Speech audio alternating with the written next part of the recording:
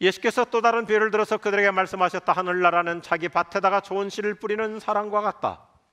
사람들이 잠자는 동안에 원수가 와서 밀 가운데 가라지를 뿌리고 갔다. 밀이 줄기가 나서 열매를 맺을 때 가라지도 보였다.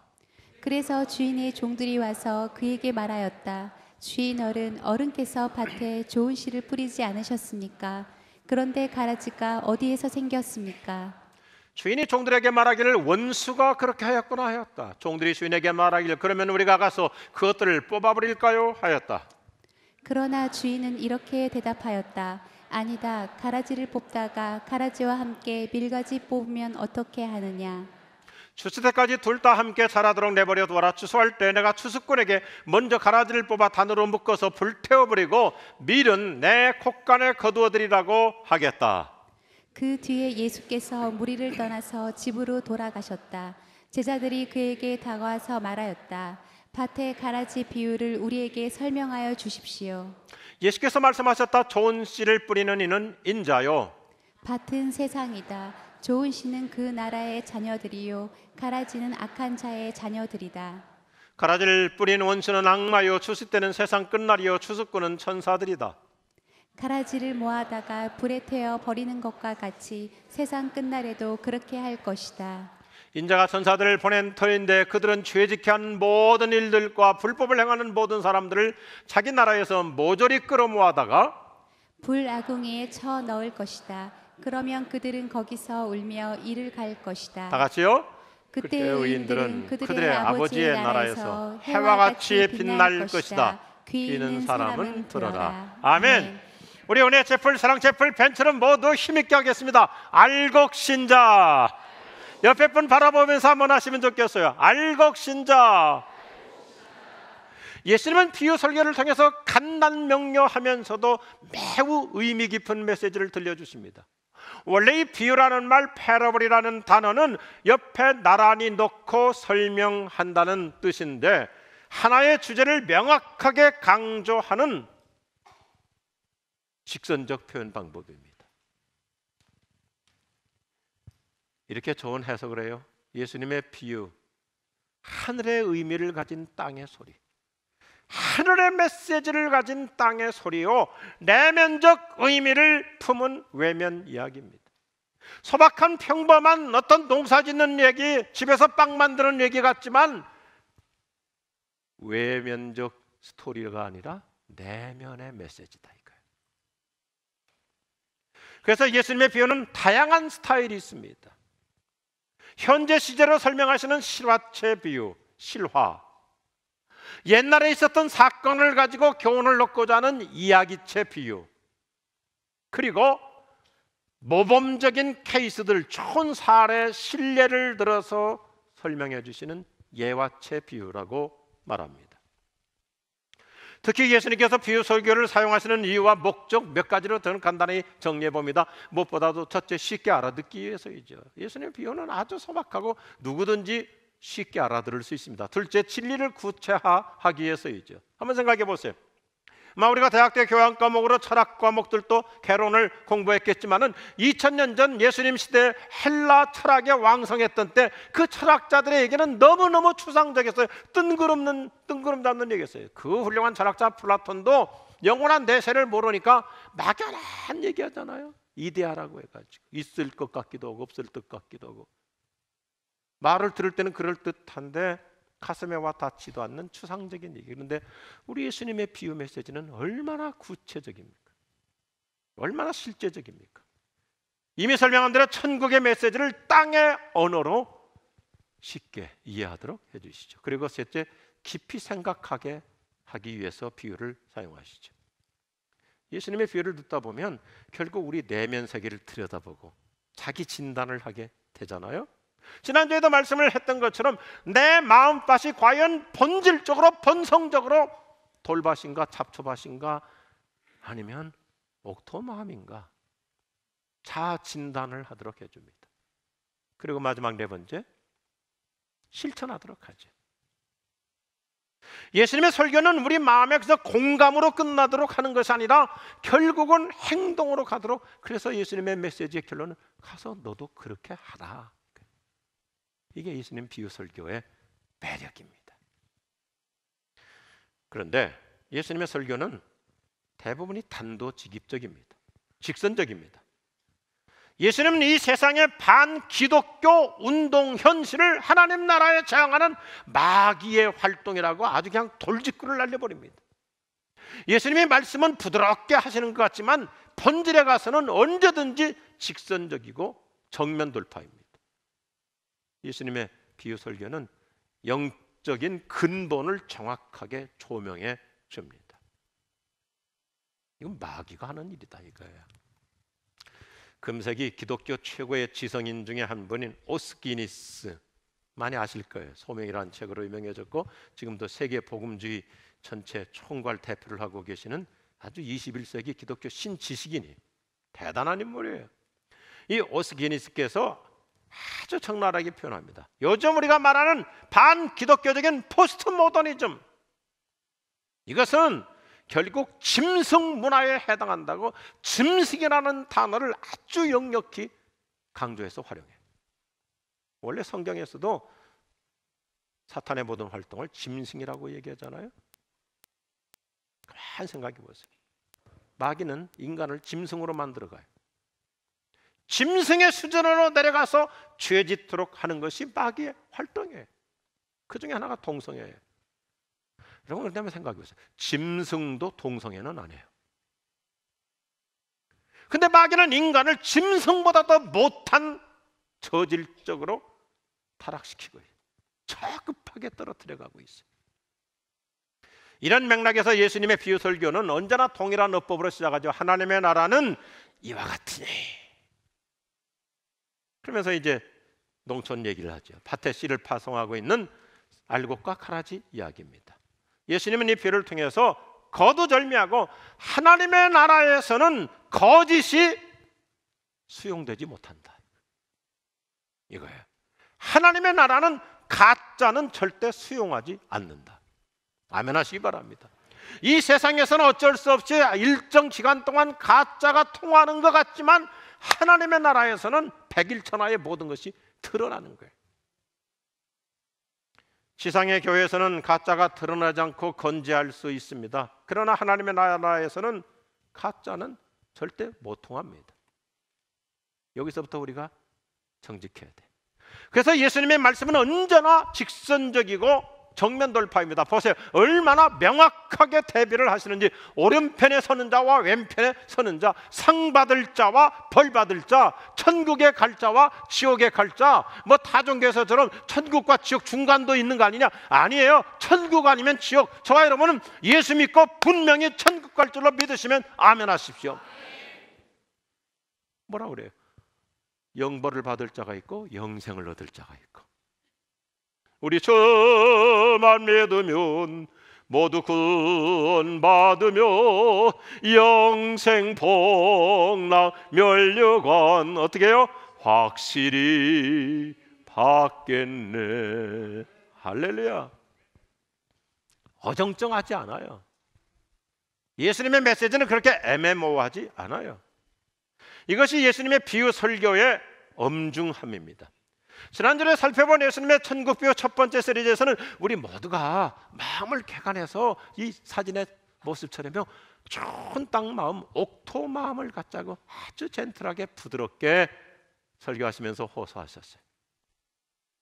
근데 오늘 두 번째 설교는 알곡과 가라지라고 하는 아주 단호하고 엄중하게 말씀하십니다. 생각해 보세요. 예수님은 지금 우리에게 정면 돌파하고 있어요. 네 마음이 가라지냐 알곡이냐, 레디컬한 진단입니다. 아주 간단한 내용이죠. 농부가 밭에 나가서 좋은 곡식을 뿌렸습니다. 그리고 며칠 지나간 후에 밭에 나가 보니까 뿌리지 않은 가라지들이 무성하게 자라고 있는 거예요. 근데 여기서부터 중요한 핵심입니다. 원수가 밤에 뿌리고 갔다고 강제. 원수, 마귀가 밤에 뿌리고 갔다.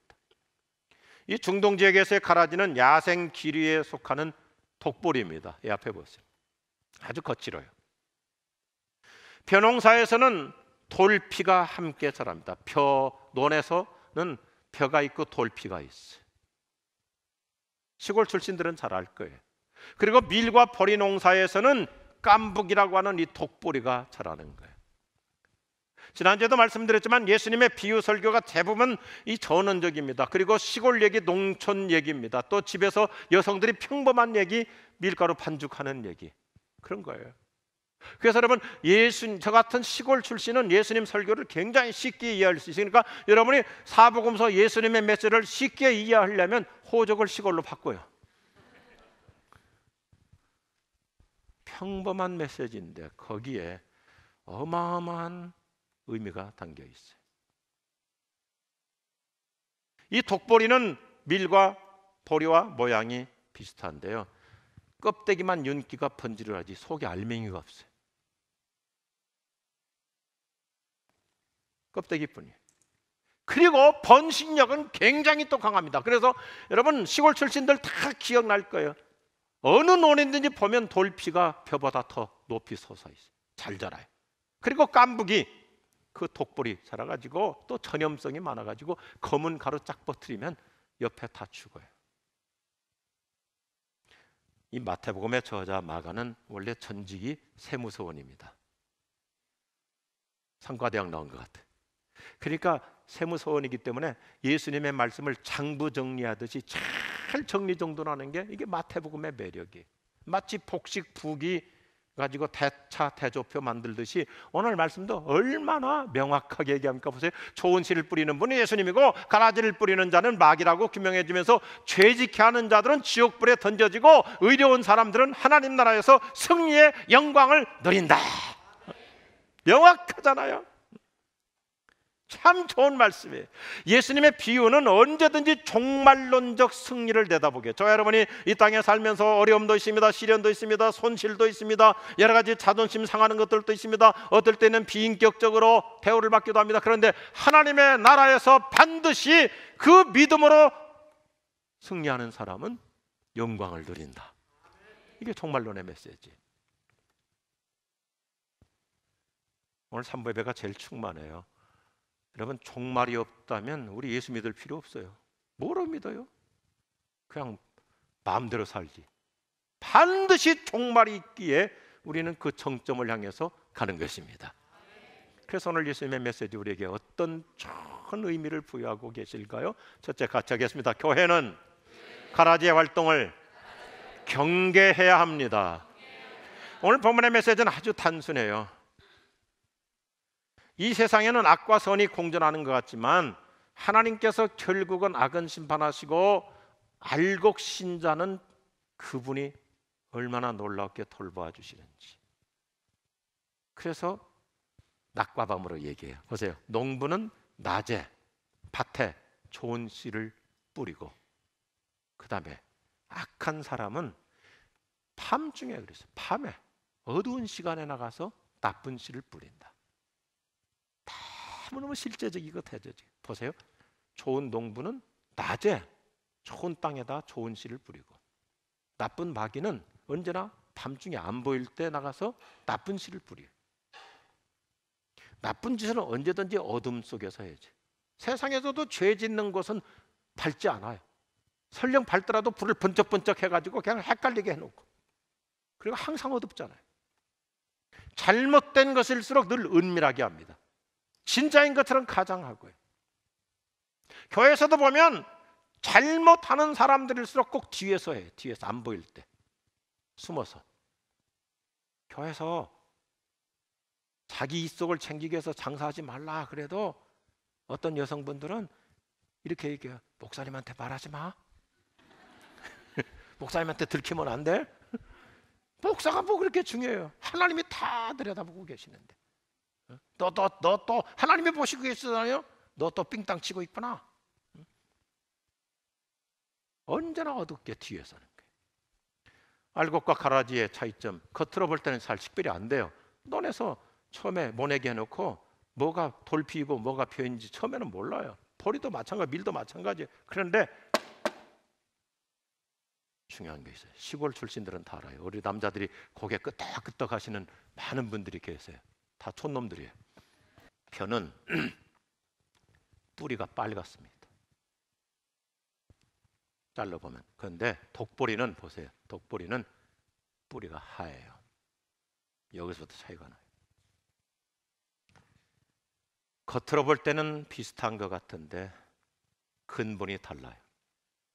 오히려 독보리가 알보리보다 더 잘 자라고 빨리 자랍니다. 크게 자랍니다.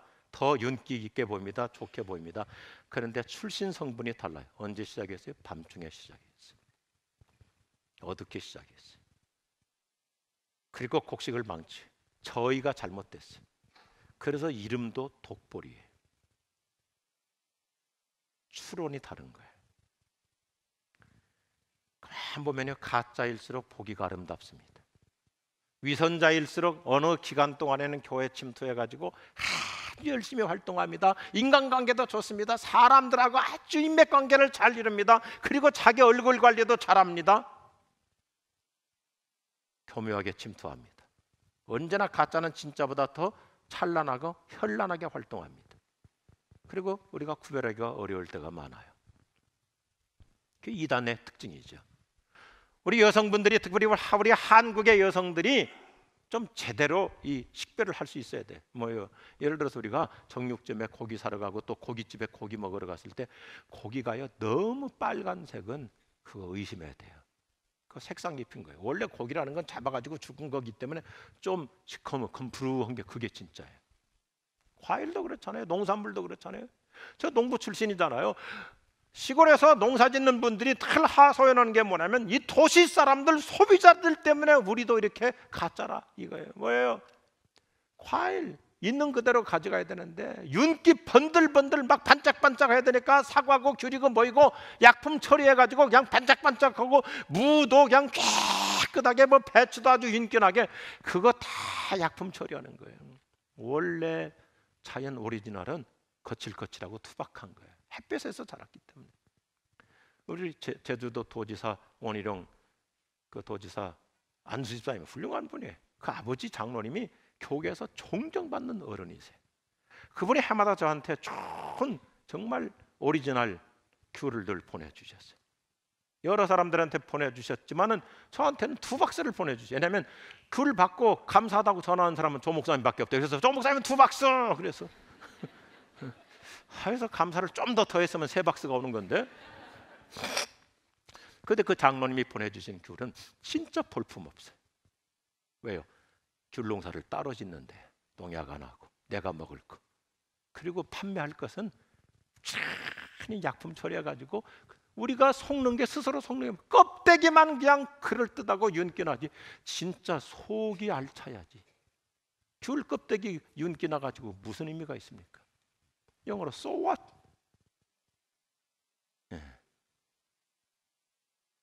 지금 괜히 그동안 엉뚱한 거 드셨다고 말씀하시는 거예요.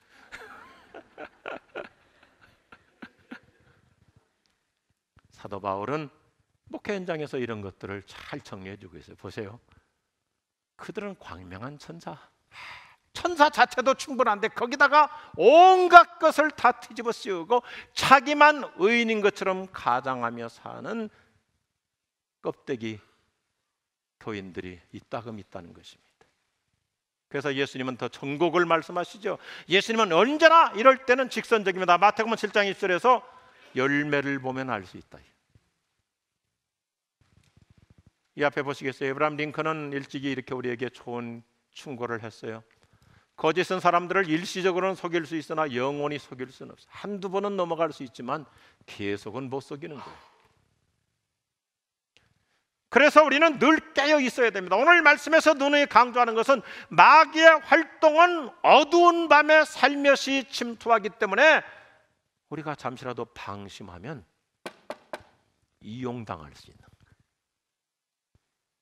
사탄은 살며시 틈을 타고 들어요. 특별히 오늘 41절 보면 마귀가 주로 하는 것이 뭐냐면 이 앞에 보세요. 사람들을 넘어지게 한다고 그랬어요. 시험 들게 해요. 실족시켜요. 상처를 받게 해요. 오늘 말씀 보면 마귀는 사람을 넘어지게 하고 불법을 행한다니, 불법이라는 것은 무슨 큰 범법을 얘기하는 것이 아니라 이런 좋지 않은 악습을 계속 반복하는 행동을 얘기하는 거예요. 여기 가서 이간질하고 저기 가서 또 잘못된 부정적인 얘기하고 안 좋은 얘기하고 앞에 사진 보세요. 한두 번 하는 것이 아니라 이런 악습을 반복하는 사람, 이게 가라지라는 거예요. 그런 경우들이 자주 있잖아요. 죄송해요. 특별히 우리 여성분들 중에 이런 분들이 있어요. 여기 가서 이간질하고 저기 가서 뒷담화 까고 또 다른 사람한테 가서 또 자기하고 친한 사람 가지고 또 헐뜯고, 이런 악습을 반복하는 사람, 이게 교회 안에 영적인 가라지예요.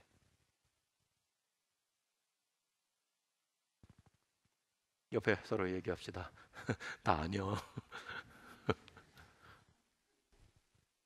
공감이 가는 말씀이에요. 그래서 여러 사람들 좀 신앙생활 잘하려고 이제 마음 잡고 교회에 정착하려고 그러는데 뒤로 가가지고 부정적인 얘기하고 안 좋은 얘기하고 그래가지고 그 사람으로 하여금 실족시키고 시험 들게 하고 더 상처 주는 말을 하고, 이런 악습을 반복하는 자, 교회는 이런 자들을 잘 파악하고 경계하고 조심하라는 것이. 마귀가 하는 두 가지 계략이 있어요. 첫째가 뭐냐면 사람들로 예수 믿지 못하도록 만들어요. 잘 보세요. 저는 우리 한국의 매스컴들이 정말 정직해야 된다고 생각해요. 교회가 문제가 있을 수 있죠. 어떤 잘못이 있을 수 있죠. 그런데 그것을 너무너무 매스컴에서 계속 그냥 기독교를 공격해가지고, 이 앞에 다시 보세요. 이게 마귀가 하는 거예요. 사람들로 하여금 예수 믿지 못하도록 만드는 부작용. 그리고 믿는 사람들을 시험에 들게 해서 있는 믿음마저도 떨어지게 하고 신앙마저도 까먹게 하고. 예수님은 2000년 전에 얘기하고 있어요. 이게 마귀가 하는 것이다. 이미 말씀드렸지만 사람들을 넘어지게 한다는 것은 걸림돌이 된다는 거예요. 영적인 독불이에요. 우리가 시골 말로 깐북이라고 그러는데 새까만 독성 가루를 퍼뜨려가지고 이 앞에 보세요. 그래가지고 이 검은 가루가 바람에 날리면 옆에 밀볼이 같이 다 죽어버려요. 부정적인 사람일수록 이상하게 그 독성을 전염시키고 멀쩡한 사람까지도 마음이 병들게 만들고 부정적인 사람이 되게 하고 좋지 않은 영향을 끼치는, 이런 영적인 독보리가 되지 말라고 예수님은 경고하고 있어요. 저는 이 아침에 이렇게 외치고 싶어요. 우리는 사람들을 실족시켜서 시험에 들게 하는 걸림돌이 될 것이 아니라, 따라합시다, 든든하게 받쳐주는 디딤돌 신자가 됩시다. 아멘 하시기 바랍니다.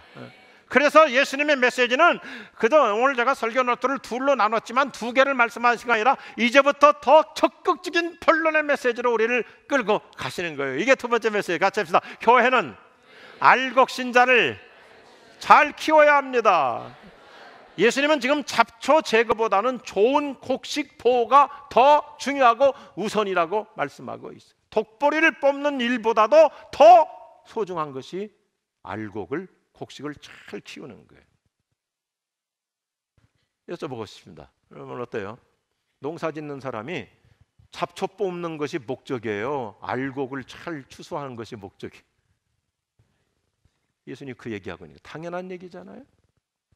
교회는 악인 색출의 에너지를 뺏기지 말고 의인 보호에 오히려 심혈을 쏟아야 됩니다. 교회는 좋은 에너지를 소모적으로 소진하지 말고 생산적으로 활용해야 됩니다. 죄송한 말씀인데요, 저 지금까지 그렇게 목회하고 있어요. 저는 소모적인 일에 내 에너지를 소비하는 건 너무 아깝다고 생각해요. 인생은 짧은데 생산성도 없는 거, 뭐 어디 정치하러 다니고 뭐야 자기 뭐 출세를 위해서 자기 신장면을 위해서 여기저기 뭐 알맹이도 없는 일에 쓸데없이 이 모임 저 모임에 돌아다니라고 목회는 안 하고, 이게 얼마나 소모적이에요. 교회에서도 그럴 수 있잖아요.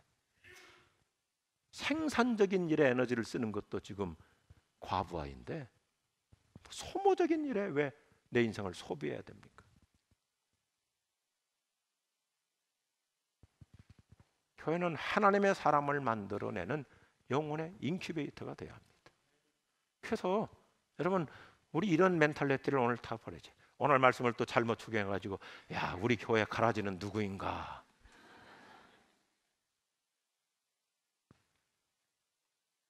우리는 교회 안에서 심판관 노릇하려고 하지 말고, 예수님 뭐라고 말씀하세요? 오늘 메시지가 선명해요. 아주 단선 명료해요. 심판은 하나님의 주권에 맡겨드리고 교인들은 서로서로 잘 돌봐주고 지켜주고 세워주고 서로서로 위로해주라, 격려해주라. 아멘 하시기 바랍니다. 가라지가 교묘하게 들어와서 침투해서 활동할 때 이용당하지 않도록 하라는 거예요. 자칫 잘못하면 순진한 우리들이 이용당할 수 있는데, 교회는 어떤 것이어야 되는가? 교회는 쓸데없는 일에, 비생산적인 일에, 소모적인 일에 그 좋은 영적 에너지를 소진하지 말고 오히려 좋은 교인들, 순수한 교인들, 훌륭한 교인들을 다 잘 서로서로 세워주면서 하나님의 나라를 건강하게 만들어가야 할 줄로 믿습니다. 이 메시지예요. 그러기 위해서 우리 하나님 서로 돌봐줘야 돼, 보듬어줘야 돼, 보살펴줘야 돼, 사랑으로 지켜줘야 돼, 방패막이가 돼서 서로 보호해줘야 돼. 교회는 세워주는 자가 필요합니다. 이게 농사의 원리예요. 이미 말씀드렸지만 농부는 가라지 색출도 필요하지만 그건 절대적인 일이 아니고 일단 알곡이 잘 자라도록 해야 돼. 다치지 않도록 해야 돼. 훌륭한 농부는 알곡 생산에 올인하죠. 치는 데 목적이 있지 않고 세우는 데 목적이 있어요.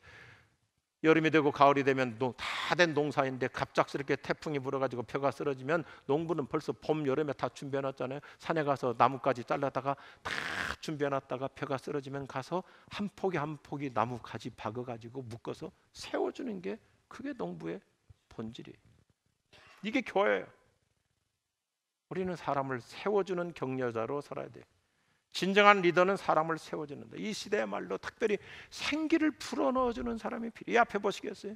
격려라는 말이 얼마나 좋은 말입니까? 격려. 이 N 더하기 카리지에 N이라는 말은 내면, 아니라는 것이요. 그 사람 내면, 그 사람 속에 N, 그 속에 기운을 북돋았다는 거예요. 카리지. 용기를 가지라고, 힘을 내라고, 기력을 불어넣어주는 게 그게 격려예요. 저는 우리 지구촌교회 공동체는 서로서로 좋은 격려자가 될 수 있기를 바랍니다. 사람을 세워주는 자가 진짜 리더예요. 이런 질문을 해봐야 돼요. 이 앞에 보시겠어요? How to be a people help. People help. 게리 콜린스라는 사람이 1980년대 초에 쓴 책인데, 저는 신학대학원 다닐 때 이 책을 읽고 제 목회 지표를 정했어요. People help. 사람을 도와주는, 사람을 만드는 교회가 돼야 된다. 그래서 제가 캐나다로 공부하러 가게 된 거예요. 피플 헬퍼가 돼야 돼요.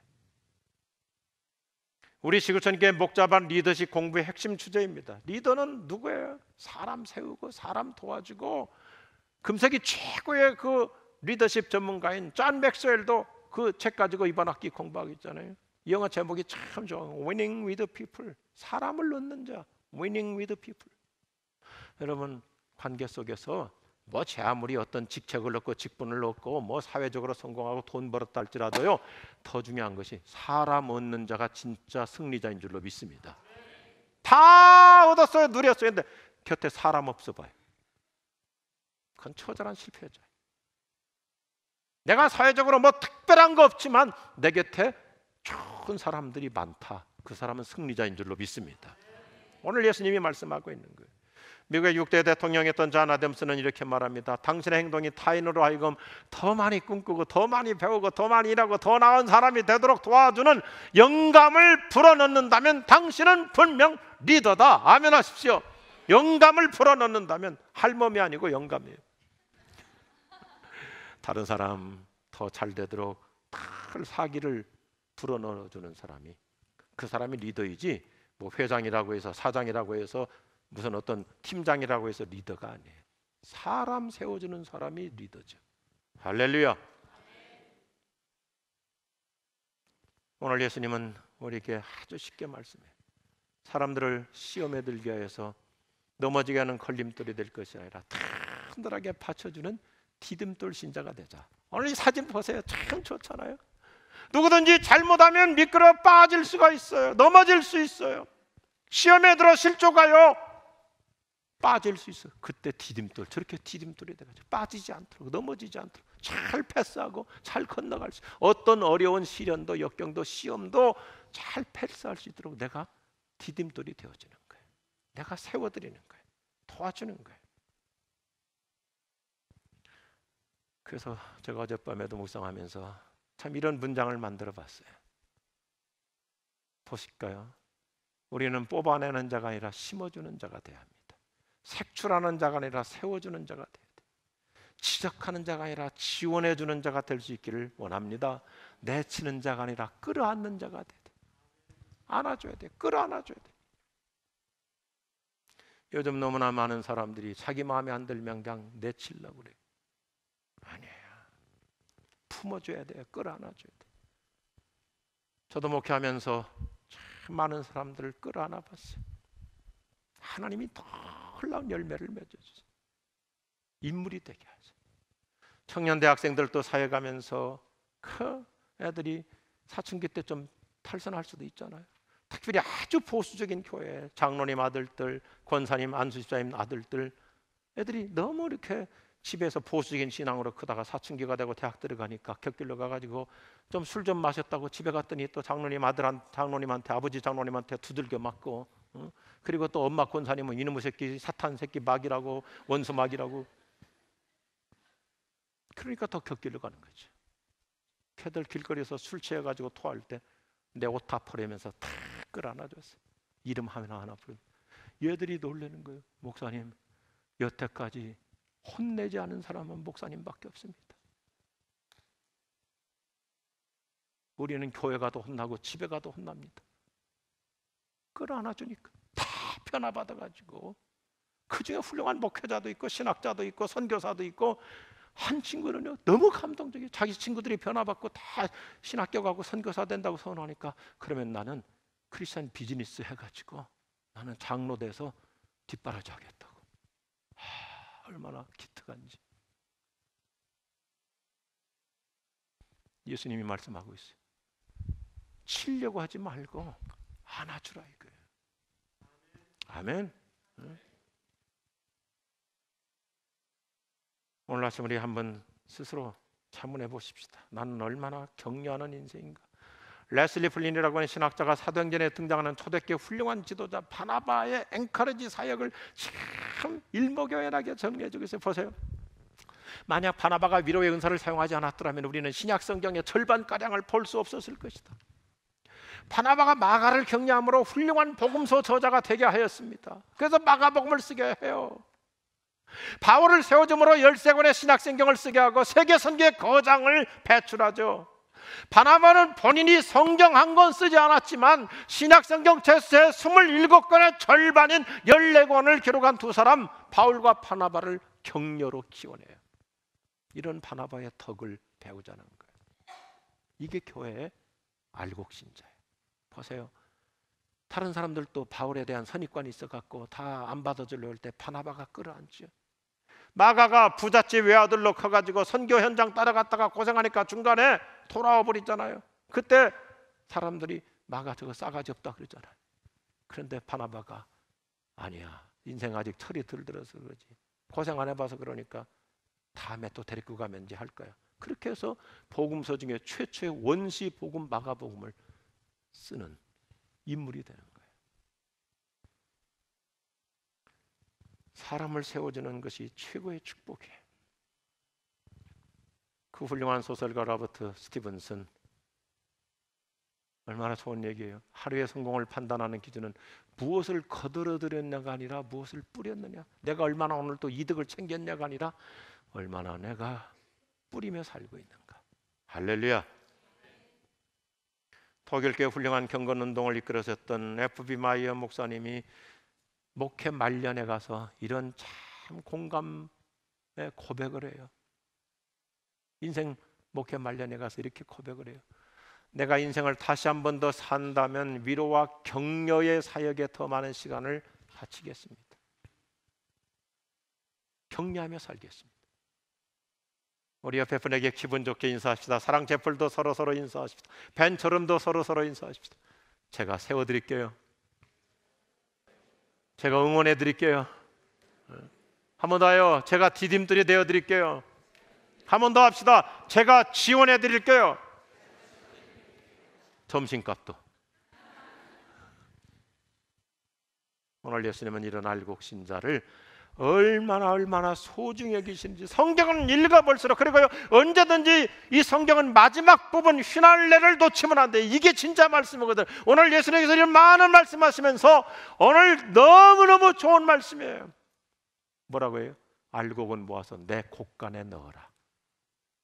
이렇게 복되게 신앙생활하는 사람, 예수님께서 다치지 않도록 내 곳간에 넣어라. 주님의 돌보심입니다. 보호의 은총이에요. 어디다 넣으라고요? 내 곳간, 왕의 곳간, 누구도 터치할 수 없는.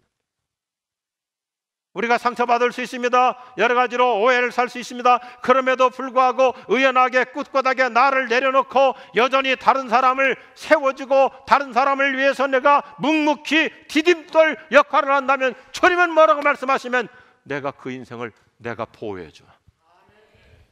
오늘 메시지는 두 단어예요. 보호와 또 한 번 보상. 마지막 결론 보세요. 기가 막혀요. 그때 의인들은 자기 아버지 나라에서, 따라합시다, 해와 같이 빛나리라. 할렐루야.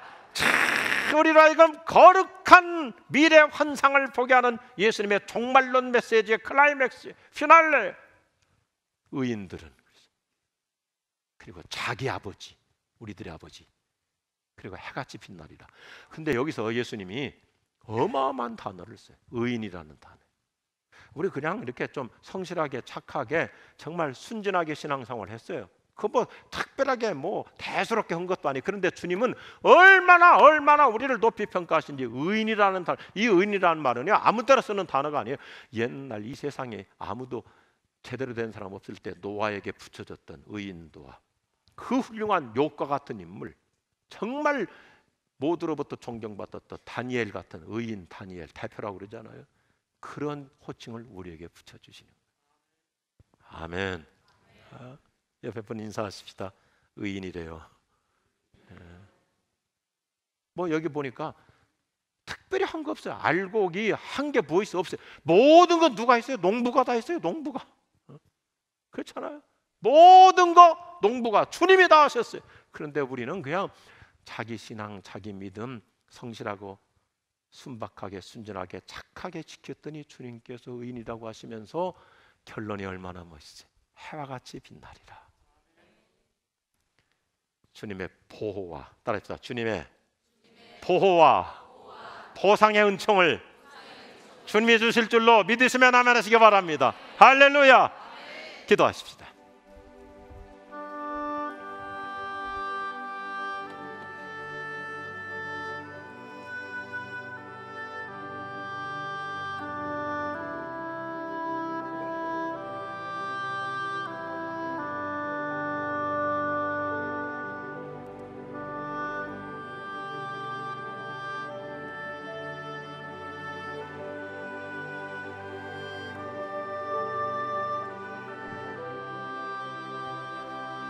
사랑스러운 우리 지구촌 교회 여러분, 오늘 예수님의 말씀 우리에게 얼마나 위로가 됩니까? 우리는 그저 순수하게 순진하게 누군가를 잘 세워드리고 안아주고 보듬어주고 내가 디딤돌이 되어주는 그러한 삶을 살다 보니 의인이라고 칭찬해 주시고, 예수님께서 내 곳간에 넣어서 내가 보호해 줄 것이고 하늘의 해같이 빛날 것이라, 그 놀라운 보상의 은총, 그 영광을 보장해주고 계십니다.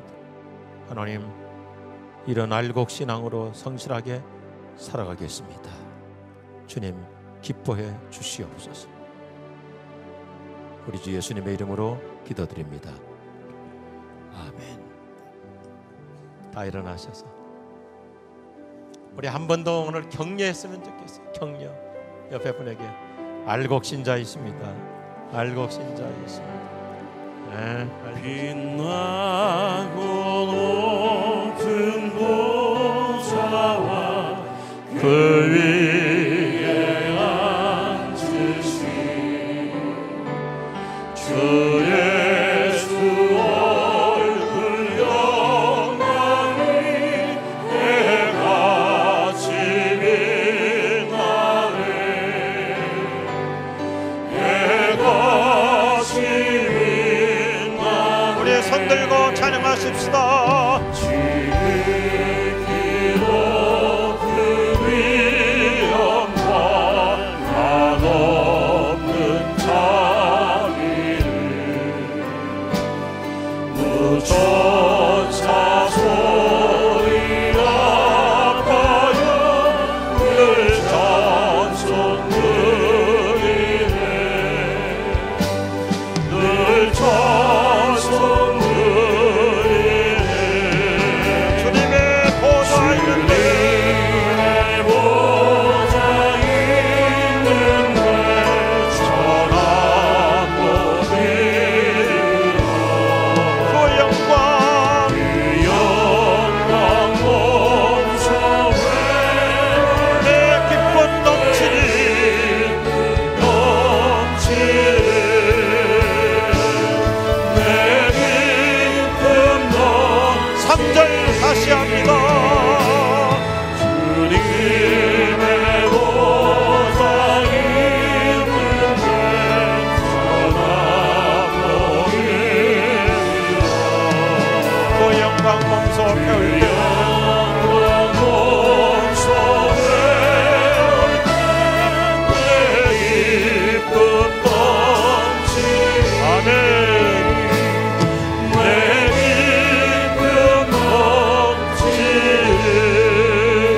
우리 계속 연주해 주시고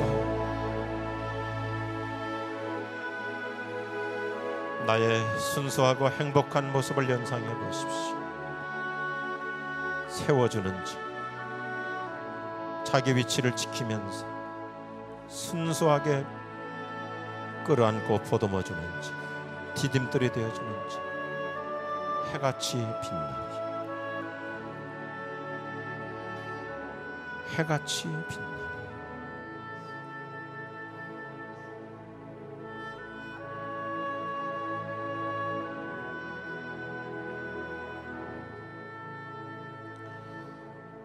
별것도 아닌 우리들의 그 삶을 얼마나 높이 평가해 주시는지 의인들아 내 아버지의 나라에서 해같이 빛나리라.